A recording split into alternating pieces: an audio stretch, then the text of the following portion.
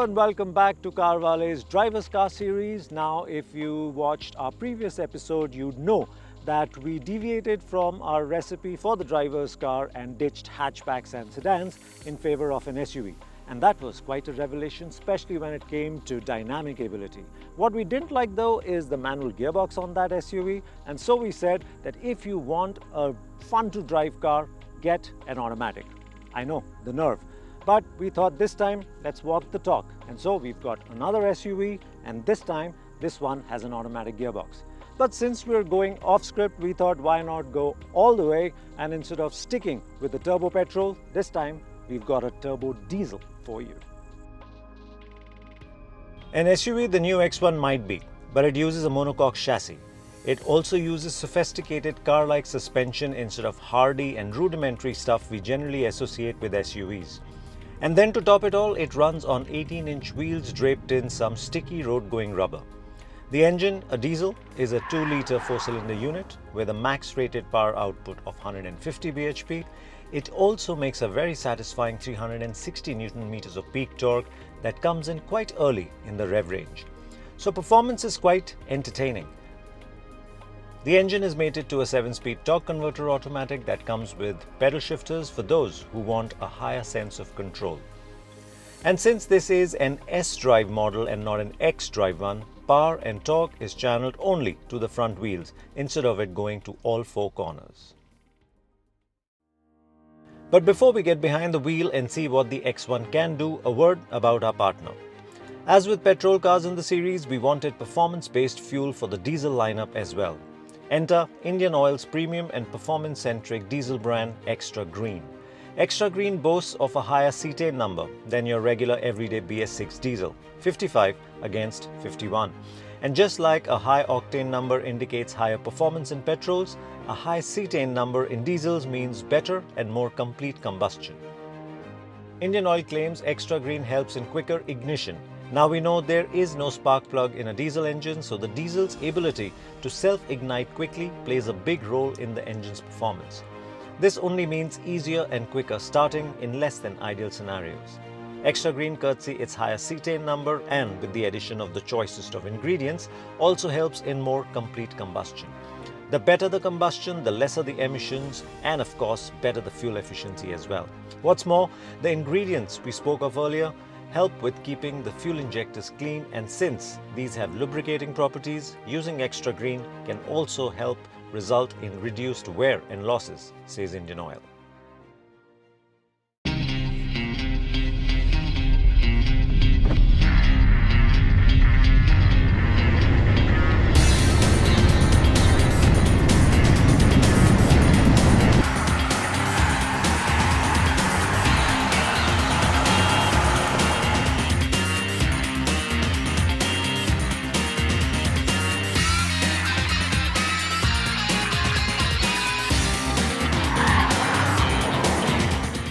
Let's first address why we chose a diesel instead of a petrol. Now, of course, it sounds really nice that, oh, we're going completely off script and so diesel makes sense. But in case of the X1, and we chose the X1 because, well, it is one of the better handling SUVs in the entry-level luxury segment. So for the X1, you've got 2 options. You've got a petrol and you've got a diesel. But the diesel, on paper, is just the much nicer option. It is a bigger engine, it is more powerful, and of course it has plenty more torque. So when it comes to driver, not involvement maybe, but driving pleasure, the diesel seemed like the better option. And on the road, on this slightly bumpy, windy, narrow road, it makes all the sense. And we're not even in manual mode in the automatic gearbox. We're using it in sport mode, yes, but we're just using it on the throttle. The thing with this engine is that it has so much torque, so it just shoots you out of corners, and before you know, you're sitting at significantly higher speed than you thought you would. And so you're using a lot of the car in that sense. You're using the brakes more, you're using, even the steering a lot because you want to place it correctly. So the amount of, or the turn of speed that it delivers is extremely entertaining. And so diesel, I think we made a good choice here. The only difference really is that diesels, for whatever reason, are just not as soulful as petrol. Now, of course, naturally aspirated petrol is extremely soulful because of the way it revs and how much it revs. But the turbo petrols are also nice. The diesel, the more you rev them, the less refined they get, more clattery they get, and so it's not a noise or sound that you enjoy. So, but in terms of performance and what it packs in and how it just shoots you out of corners, it just doesn't fail to put a smile on your face. No matter whether you're exiting a tight corner, fast corner, there's just so much go coming out of it. So yeah, super entertaining in terms of performance.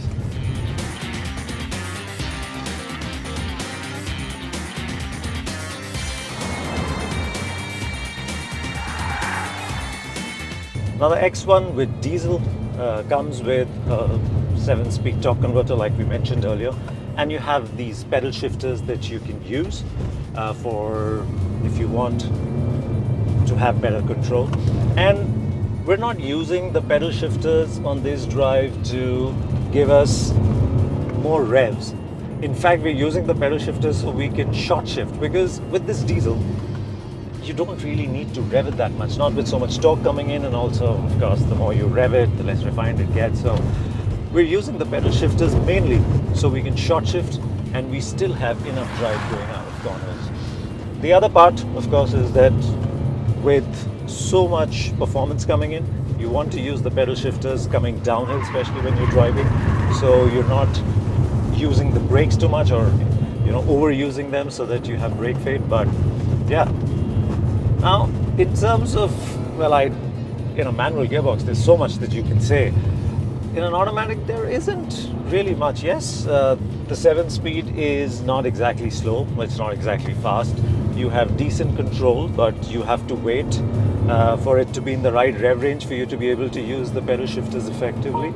And it's not like the pedal shifters have a lot of feel in terms of when you use them. So they feel plasticky and there is no real feedback to the toggle. But should you use them when you're driving quickly? I think you should. It's another level of involvement that you want to bring in, but yeah, nothing really to write home about in that sense.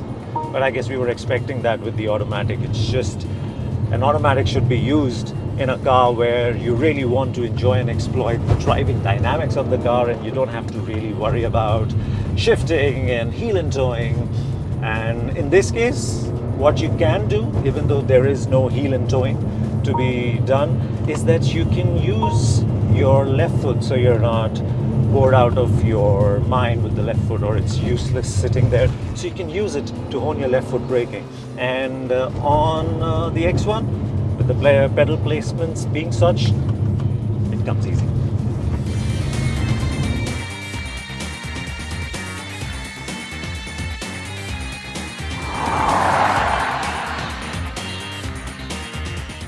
When you move from the engine and gearbox, engine is still great, gearbox, okay, maybe not so much, but the X1 really starts making sense when you move to the steering, because the steering is alive. It is a quick steering, and it's not like super quick, but it's quick enough. But it's the precision with which it operates. So you know exactly what to do. You know exactly how much you want to dial in, whether you want to run it wide, whether you want to bring it in. And it is not just consistent, it also feels really good. I mean, it's a chunky thing, and when you look at it, it's got this deep dish look to it. So it feels sporty, old school sporty. And yeah, the response, the linearity, the predictability, the involvement, it is a joy to use. And it's also like these U-turns, no problem, because or hairpin bends actually, not U-turns, because there's so much, it gets the car to pivot around quite well without you needing to cross over your hand, and that's good. What's also there is that for the amount of turn for the steering, the wheels tend to turn quite a bit, and so that gives you that added benefit of, let's say, you get a little too charged up, you get a little too excited, and you throw it a little hard around corners and the rear starts to come out. So it's much easier to correct, sorry. It's much easier to correct with this steering. So, and it gets you completely involved and it's fun to use. So, highlight of the X1, absolutely.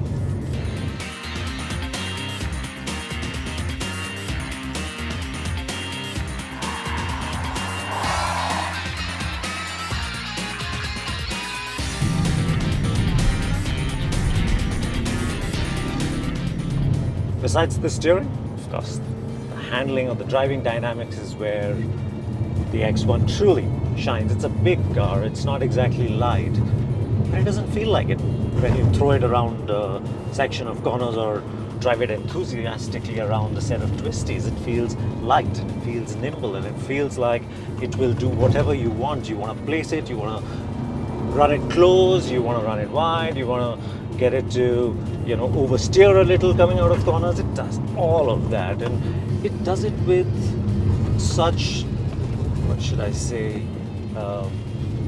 predictability, linearity, that it gives you a lot of confidence to say that I can get away with stuff, because it just, you want to tighten the line weight corner, it'll do that.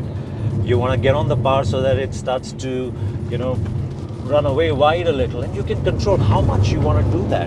So in terms of handling, it is extremely good, and not just for an SUV. For an SUV, of course, it's phenomenal, but not just for an SUV, as a car to drive in general, it is around a section of twisty, and these are like not really beautifully paved roads. They're bumpy, so the car moves around. But this one, you know what it's doing. You know when the front is moving, you know when the rear is moving. So you can put in whatever corrective action you need to, and you can do that early. It's not you don't really have to react. You can proactively predict what to do with the car, or make it do it. And that's the kind of control and that's the kind of involvement that you want in a driver's car. So I think we made a really good choice by choosing the X1. We were impressed with our last SUV, and this one just takes it to a whole different level, even though these roads are more challenging than the ones we did the last episode. And what's also there, you have different modes. You can go to Sport Plus, and then you can configure. In Sport Plus, you have some amount of leeway the ESP allows you, so the car can move around a little, but you can also switch off the whole thing, and then the car will move around as much as you want it to. And you can't get away from the fact that it is a front-wheel drive car, so you have to throw it a little. You can't just linearly turn it into corners for it to do. If you want it to have a different kind of attitude where the rear is coming out, or it's pointed to the exit of the corner sooner than you'd want. Not sooner than you'd want, but sooner than it usually would fit in. But you can do that with this, because the front end on this is extremely pointy, and that's what we've enjoyed with the X1.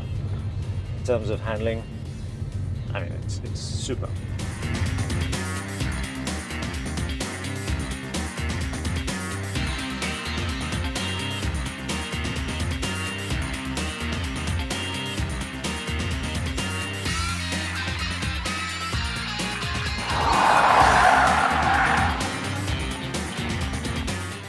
Now, when it comes to braking, the amount of pedal travel on this particular car is a little too much, but in terms of bite, in terms of feel, in terms of how you can modulate it to set it up in a corner, you want to change the attitude of the car, you can get on the brakes and get the front to tuck in and the rear to come out.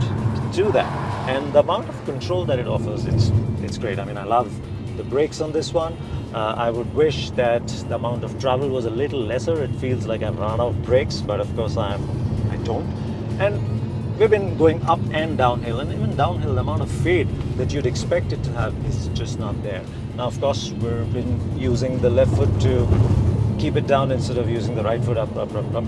And it doesn't really allow you to use both the accelerator and the brake together, and you'll have that sort of cut in power if you choose to do that. So, but that isn't really so much of an issue, and it doesn't really abruptly cut it, so you can do that. But yeah, in terms of bite, in terms of progression and feel, right up there, it allows you to go deeper into corners. You can carry a lot of trail braking in, like we are now, and you never feel like the car is heavy and the brakes can't handle it. It makes it seem the brakes are a little too powerful for this car, and so that's a good thing.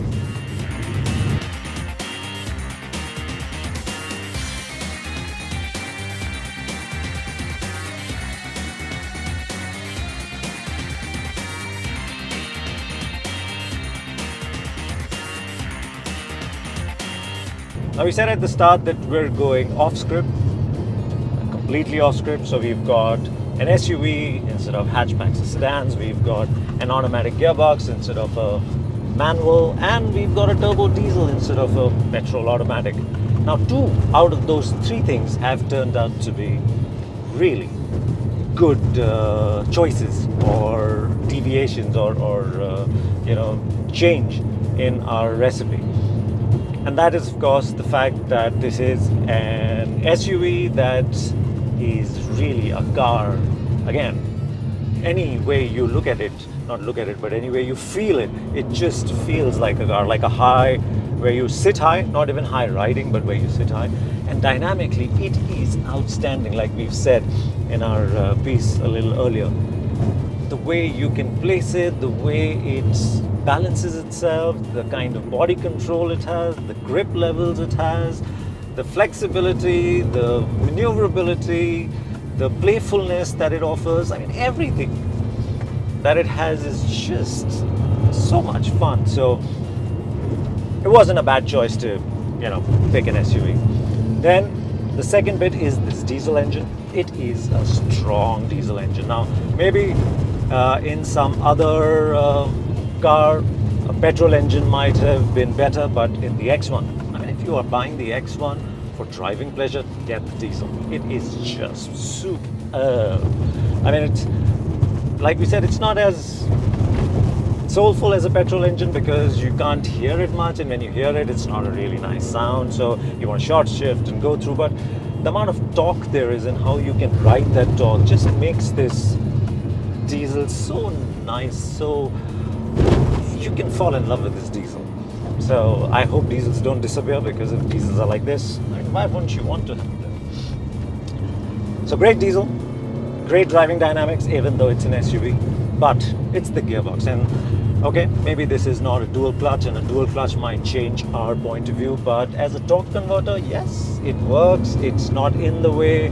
I would much rather leave it in sport mode and not use the manual override function and let it handle it, and I just concentrate on just the steering and the handling and maybe a little bit of my left foot braking and have fun.